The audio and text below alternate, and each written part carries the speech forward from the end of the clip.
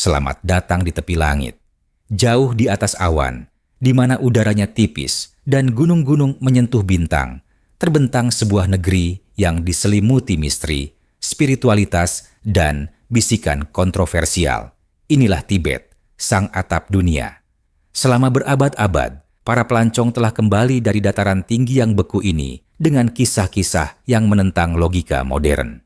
Ada yang menyebutnya surga terlarang, yang lain berbicara tentang dosa dan tradisi kuno yang tampak memalukan di mata barat. Namun apa kebenaran di balik berita utama tersebut?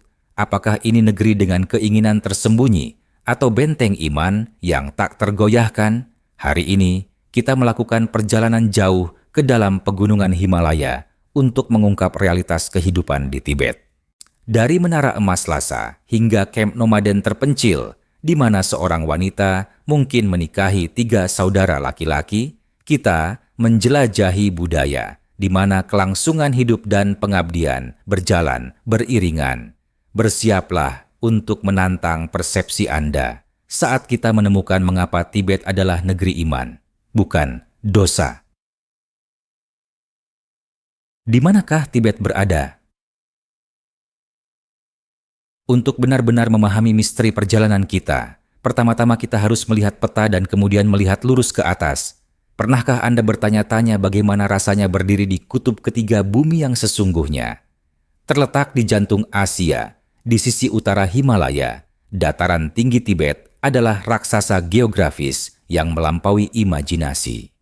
Penghalang fisik masif ini berbatasan dengan Tiongkok, India, Nepal, dan Bhutan. Bertindak sebagai benteng alami yang menjaga budaya unik ini terisolasi dari dunia luar selama ribuan tahun.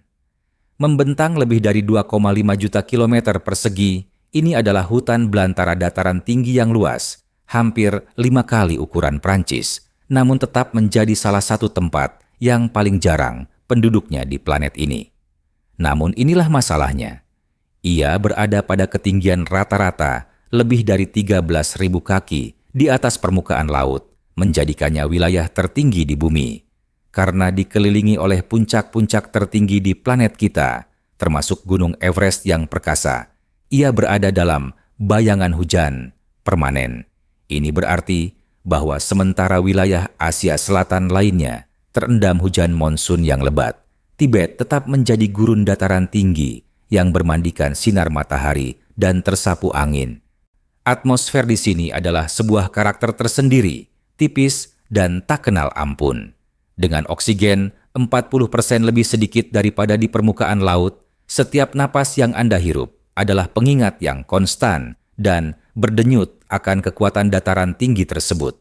Sinar UV-nya begitu intens, sehingga membuat kulit penduduk setempat menjadi perunggu yang gelap dan tangguh, serta membuat langit tampak biru tajam yang mustahil, yang tidak akan Anda temukan di tempat lain. Ini adalah negeri yang menuntut rasa hormat mutlak sebelum ia menyerahkan rahasia kunonya kepada mereka yang cukup berani untuk mendaki ketinggiannya. Atap dunia, sebuah perjuangan untuk bertahan hidup. Kita sering mendengarnya disebut sebagai atap dunia. Tetapi pernahkah Anda mempertimbangkan bagaimana manusia benar-benar bertahan hidup di tempat di mana udaranya terlalu tipis, bahkan untuk menyalakan korek api dengan mudah? Hidup di sini bukan sekadar ungkapan puitis. Ini adalah pertempuran harian yang melelahkan melawan biologi dan alam. Para ilmuwan telah menemukan bahwa orang Tibet memiliki adaptasi genetik yang unik yang dikembangkan selama ribuan tahun, yang memungkinkan mereka memproses oksigen lebih efisien daripada orang lain di bumi.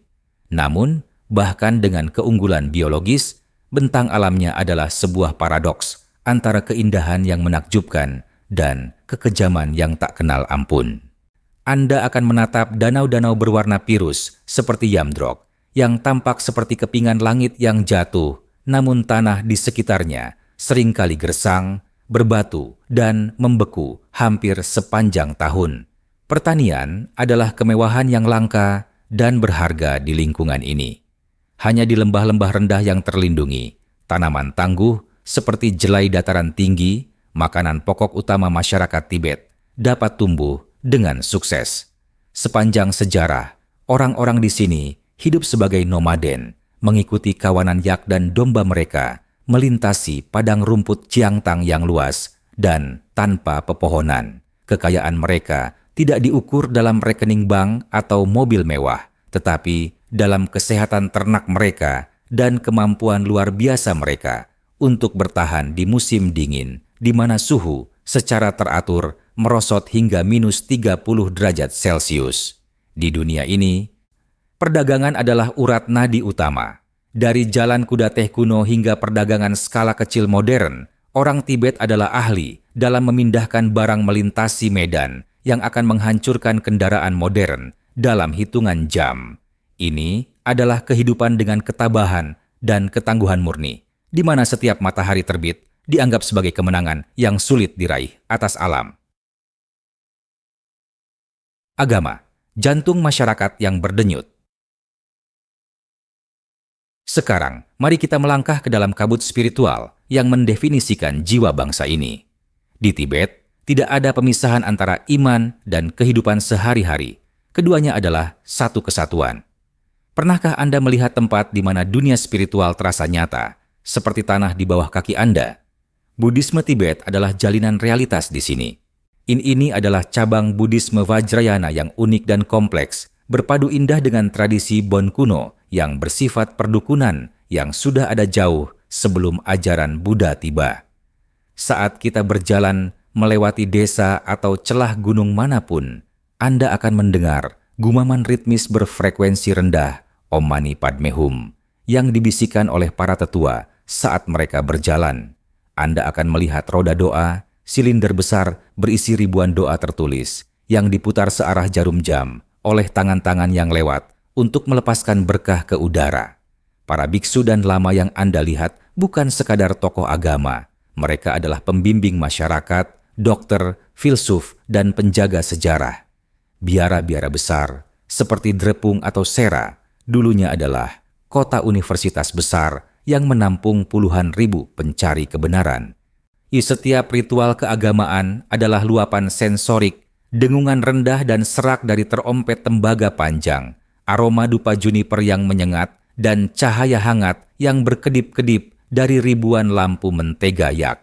Bagi orang Tibet, setiap tindakan, mulai dari berjalan mengelilingi kuil hingga sekadar memerah susu yak, adalah kesempatan suci untuk mendapatkan pahala demi kelahiran kembali yang lebih baik. Keyakinan yang mendalam dan tak tergoyahkan pada karma dan reinkarnasi ini membentuk kesabaran dan kebaikan mereka yang legendaris, menjadikan ini sebuah masyarakat yang dibangun sepenuhnya di atas pilar-pilar harapan abadi dan pengabdian spiritual. Lhasa, kota cahaya yang suci. Kita sekarang turun ke jantung dataran tinggi untuk mengunjungi kota yang terasa seolah-olah tergantung di antara langit dan bumi. Selamat datang di Lhasa, tempat para dewa. Berada di ketinggian 11.975 kaki, ini adalah salah satu kota tertinggi di dunia. Dan udara di sini membawa kesegaran yang mempertajam setiap warna dan suara. Mendominasi seluruh cakrawala adalah Istana Potala, sebuah keajaiban arsitektur dari batu merah dan putih yang seolah-olah tumbuh langsung dari tebing terjal Bukit Marpori. Pernah menjadi kediaman musim dingin para Dalai Lama, 13 lantai dan lebih dari 1.000 ruangannya menyimpan patung-patung emas dan sejarah suci sebuah bangsa.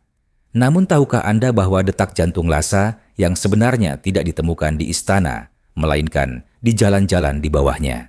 Saat kita bergerak menuju pusat kota tua, kita menjumpai kuil Johang, situs paling suci di seluruh Tibet.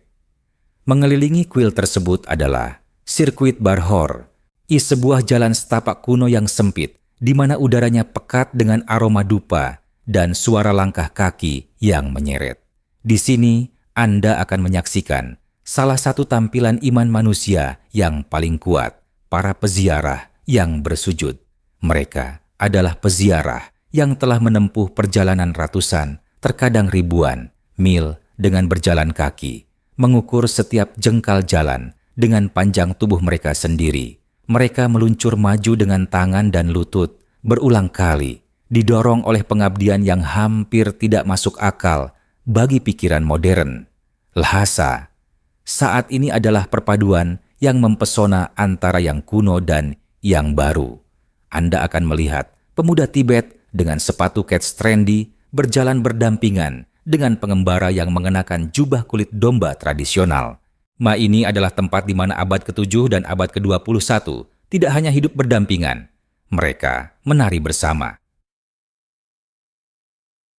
Kehidupan sehari-hari, Mentegayak dan dinding tanah.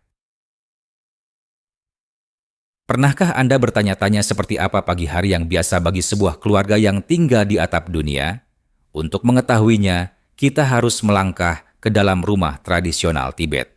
Rumah-rumah ini dibangun untuk bertahan dalam iklim yang seindah sekaligus sekejam itu. Dibangun dengan dinding batu tebal atau tanah yang dipadatkan. Rumah-rumah ini biasanya dicat putih cerah dengan jendela berbingkai hitam yang dirancang untuk menangkap kehangatan matahari. Di dalam, tata letaknya sederhana namun sangat fungsional. Dapur adalah tempat perlindungan utama di rumah tersebut.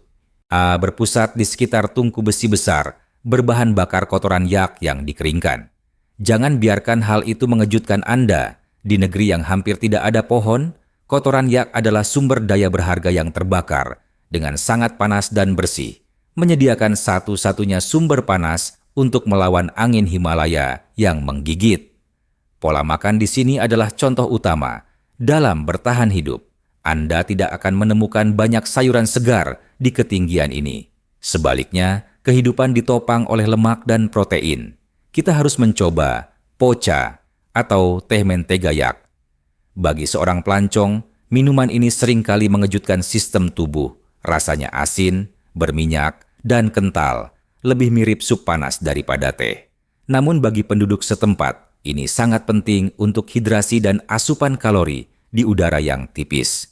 Bersama dengan campa, tepung jelai panggang yang gurih yang dicampur dengan teh menjadi bola-bola kecil. Minuman ini memberikan energi yang dibutuhkan untuk bekerja di padang rumput tinggi.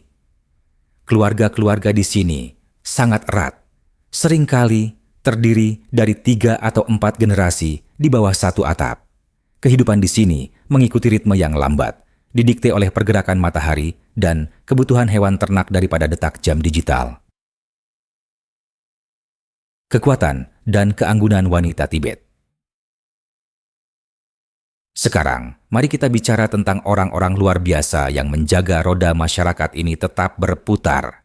Pernahkah Anda memperhatikan kecantikan yang mencolok dan tangguh dari para wanita di desa-desa pegunungan ini? Wanita Tibet secara luas dianggap sebagai tulang punggung budaya dataran tinggi tersebut. Secara fisik, mereka membawa tanda dari lingkungan mereka. Rona merah alami plato flash di pipi mereka yang disebabkan oleh sinar matahari, dataran tinggi yang intens, dan angin yang membeku. Namun kecantikan mereka jauh lebih dalam dari sekadar kulit.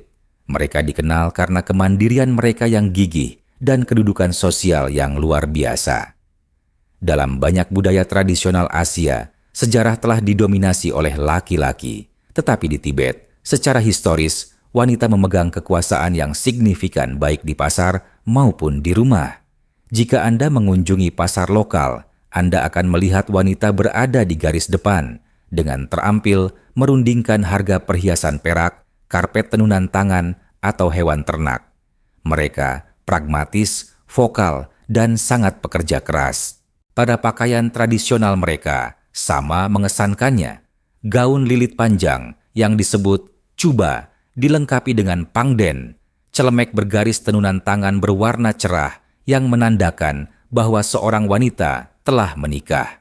Mereka mengenakan kekayaan mereka di tubuh mereka, seringkali dihiasi dengan potongan besar pirus, karang, dan ambar yang diwariskan turun-temurun dari ibu ke anak perempuan. Ada rasa kesetaraan dalam kesulitan yang nyata di sini.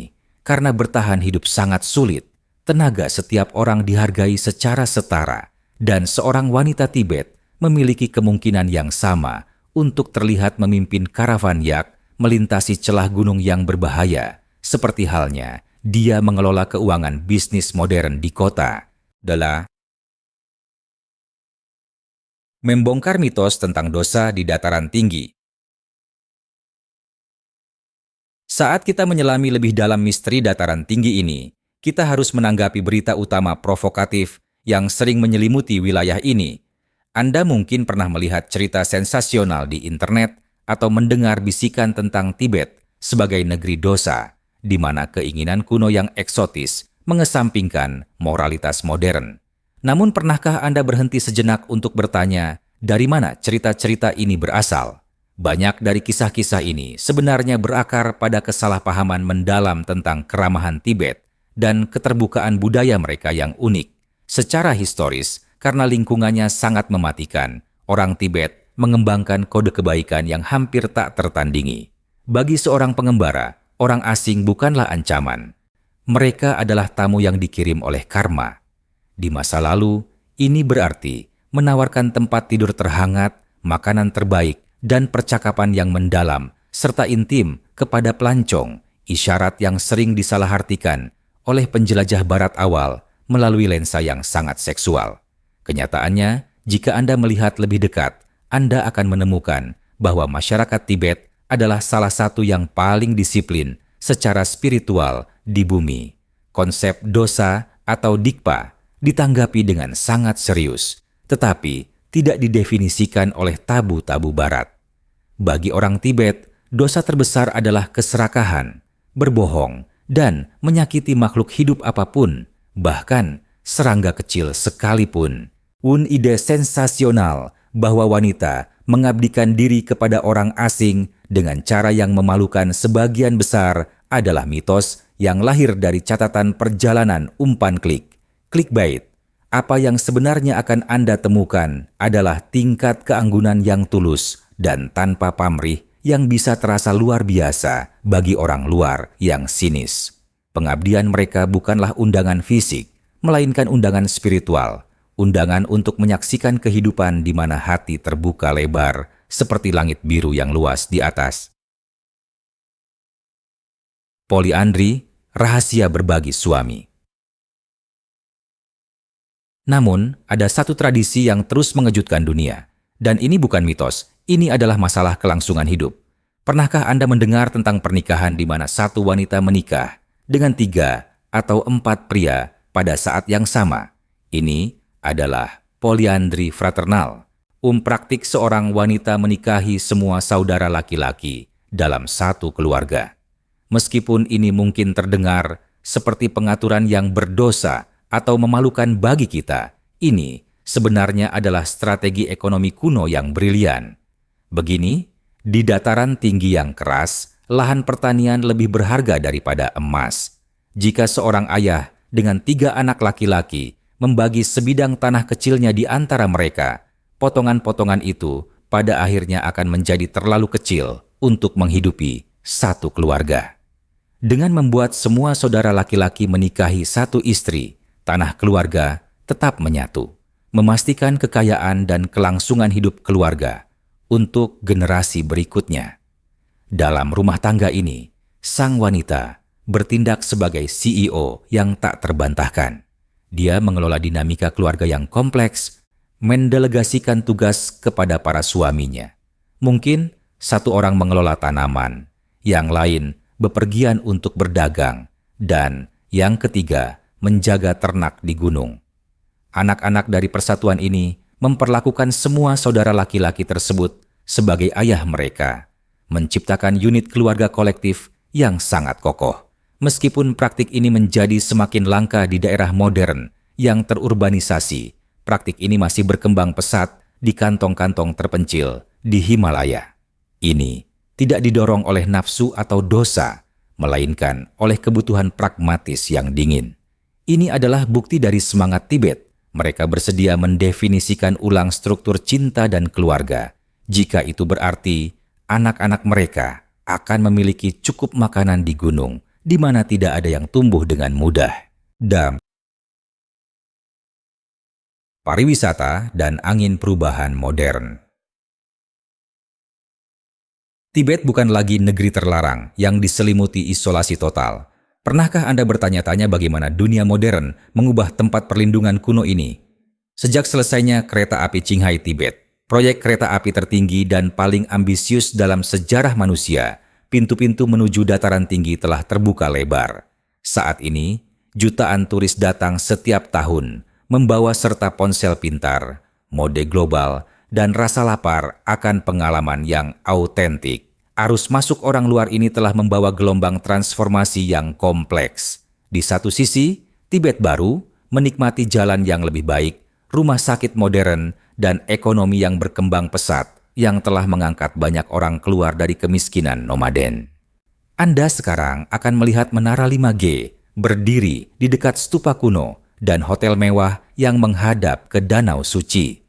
Namun kemajuan ini datang dengan ketegangan yang sunyi. Ada ketakutan yang berkembang bahwa jiwa Tibet sedang diubah menjadi museum bagi para turis. Orang-orang Tibet yang lebih muda terjebak di antara dua dunia. Mereka mungkin menghabiskan pagi hari dengan melakukan kora, jalan suci mengelilingi kuil, dan malam hari di kafe yang diterangi lampu neon sambil mendengarkan musik pop global. Namun, terlepas dari toko souvenir dan kerumunan orang, inti dari identitas Tibet tetap sangat tangguh. Nilai-nilai tradisional berupa kesabaran, pengabdian, dan komunitas tidak mudah dihapus oleh kereta api atau kamera turis. Versi turis dari Tibet adalah apa yang Anda lihat di media sosial. Tetapi Tibet yang sebenarnya masih ditemukan dalam momen-momen tenang, dalam uap dari kedai teh dan tatapan teguh seorang biksu yang telah melihat dunia berubah sementara imannya tetap diam. Realitas kejam kehidupan di awan. Meskipun kita telah berbicara tentang keindahan dataran tinggi, kita harus menghadapi kenyataan bahwa Tibet adalah salah satu lingkungan yang paling menantang di planet ini. Pernahkah Anda merasakan sensasi paru-paru Anda terbakar hanya dengan berdiri diam? Bagi orang luar, penyakit ketinggian adalah pemangsa yang tak terlihat dan konstan. Di ketinggian ini, kadar oksigen sangat rendah, sehingga jantung Anda harus bekerja 2 kali lebih keras hanya untuk menjaga Anda tetap sadar. Kepala Anda berdenyut, tidur Anda tidak nyenyak, dan bahkan satu deret anak tangga pun bisa terasa seperti maraton vertikal. Namun bagi penduduk setempat, ini bukanlah perjuangan sementara. Ini adalah kenyataan hidup mereka. Cuaca di sini adalah dewa yang berubah-ubah, yang dapat berubah dari sore, yang bermandikan sinar matahari menjadi badai salju yang membutakan dan mematikan dalam waktu kurang dari 30 menit. Angin mungkin adalah kekuatan yang paling tak kenal lelah. Ia melolong melintasi dataran tanpa pohon dengan keganasan yang membuat kulit pecah-pecah dan mengikis batu padat. Di daerah terpencil di Tibet Barat, bantuan medis modern bisa berjarak berhari-hari perjalanan melintasi celah-celah gunung yang berbahaya. Tekanan lingkungan inilah yang menjadi alasan mengapa orang-orang di sini begitu tangguh. Kehidupan di sini rapuh dan batas untuk kesalahan sangatlah tipis. Ketika Anda tinggal di tempat di mana alam dapat mengambil Anda kembali kapan saja, Anda tidak membuang waktu untuk hal-hal sepele. Anda fokus pada kelangsungan hidup, keluarga, dan spiritualitas. Ikatan suci, manusia, dan alam. Di Barat, kita sering berbicara tentang menaklukkan alam. Tetapi di Tibet, konsep seperti itu tidak ada. Pernahkah Anda bertanya-tanya, mengapa orang Tibet memperlakukan bumi dengan penghormatan yang begitu mendalam dan tenang? Di sini, gunung-gunung bukan sekadar tumpukan batu. Mereka adalah tempat tinggal fisik para dewa. Ambil contoh Gunung Kailas, sebuah piramida es dan batu yang bergerigi, begitu suci sehingga tidak ada manusia yang diizinkan untuk mendakinya. Melakukannya akan menjadi penodaan terhadap pusat alam semesta. Sebaliknya, akan ribuan peziarah berjalan mengelilingi dasarnya. Sebuah perjalanan yang dapat memakan waktu berminggu-minggu dengan upaya fisik yang melelahkan. Hubungan ini meluas ke setiap sungai, danau, dan hewan. banyak orang Tibet menghindari makan ikan karena mereka percaya roh air tidak boleh diganggu, dan penyembelihan hewan besar seperti yak dilakukan dengan doa syukur atas nyawa yang diberikannya kepada keluarga.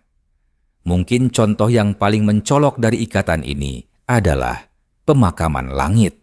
Di tanah di mana tanahnya terlalu beku untuk liang lahat dan tidak ada kayu untuk kremasi, jenazah dipersembahkan kepada burung pemakan bangkai di puncak gunung. Ini mungkin tampak mengejutkan bagi kita, tetapi bagi orang Tibet, itu adalah tindakan kasih sayang yang tertinggi, sebuah pemberian kembali terakhir dari tubuh fisik ke siklus alam. Ini adalah pengingat yang kuat bahwa kita tidak memiliki bumi, kita hanyalah tamu yang melintas. Saat perjalanan kita melintasi atap dunia berakhir, label-label sensasional dan rumor provokatif yang kita mulai tadi mulai mencair seperti salju musim semi di bawah matahari Himalaya. Apakah Tibet benar-benar tanah dosa? Hanya jika Anda mendefinisikan dosa sebagai penolakan untuk mengikuti aturan material dunia modern yang hiruk-pikuk. Apa yang telah kita temukan adalah sebuah tempat di mana pengabdian seorang wanita bukanlah tajuk berita yang memalukan, melainkan bukti kekuatannya saat ia mengelola rumah tangga dengan banyak suami dan menjaga warisan keluarganya dari elemen-elemen paling keras di bumi. Tibet mengajarkan kita bahwa hidup tidak harus mudah untuk menjadi sangat indah. Ini adalah tanah yang membuktikan bahwa iman dapat memberikan lebih banyak rezeki daripada makanan saat Anda berdiri di ketinggian 5.000 meter di atas permukaan laut. Jika Anda pernah berada di bawah bayang-bayang istana Potala, jangan mencari dosa yang pernah Anda baca di artikel-artikel umpan klik. Sebaliknya, tataplah mata seorang pengembara yang tangguh, dengarkan denting ritmis roda doa ditiup angin, dan rasakan keheningan udara pegunungan yang dalam dan berat. Anda tidak akan menemukan tanah penuh skandal. Anda akan menemukan tanah dengan jiwa yang begitu luas hingga menyentuh bintang-bintang. Jika Anda ingin menyaksikan tempat di mana semangat manusia benar-benar membumbung tinggi di atas awan, Tibet bukan sekadar tujuan di peta, ia adalah transformasi hati.